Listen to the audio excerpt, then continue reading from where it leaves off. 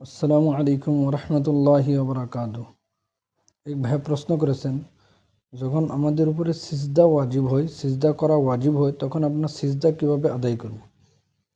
দেখেন, কোরআনের মধ্যে 14টি জায়গা আছে, যে জায়গার মধ্যে সিজদার আয়াত আছে। তো যখন আমরা সিজদার আয়াত তিলাওয়াত করব কিংবা তো সিজদার আয়াত শুনব, তখন আমাদের উপরে সিজদা করা ওয়াজিব হবে। এখন প্রশ্ন হলো যে আমরা সিজদা কিভাবে আদায় করব? তো এই প্রশ্নের জবাব নুরুল ইজা নামে কিতাব পৃষ্ঠা নম্বর 114 মধ্যে লেখা হয়েছে যে যখন আপনার উপরে সিজদা করা ওয়াজিব হবে, তখন আপনার কাজ হবে যে আপনি সিজদার নিয়ত করে আপনি আল্লাহু আকবার বলে আপনি সিজদার চলে যাবেন। সিজদার নিয়ত করতে সময় আপনাকে দোনো হাত কানের মধ্যে উঠাইতে হবে না।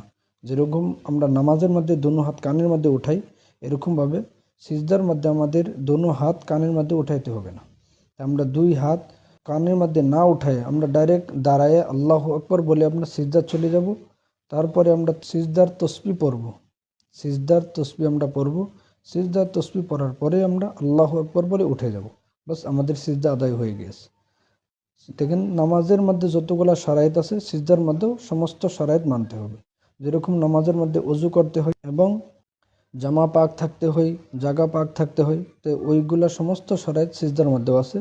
যে যখন আপনি সিজদা করবেন, আপনাকে ওযু করতে হবে, কেবলামুখী হইতে হবে, জাগা পাক থাকতে হবে, জামা পাক থাকতে হবে, ওইগুলা সমস্ত শারাইত মানতে হবে।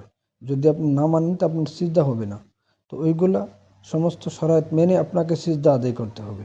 দাঁড়ায়ে আল্লাহু আকবার বলে আপনি সিজদাত চলে যাবেন, এটা মুস্তাহাব।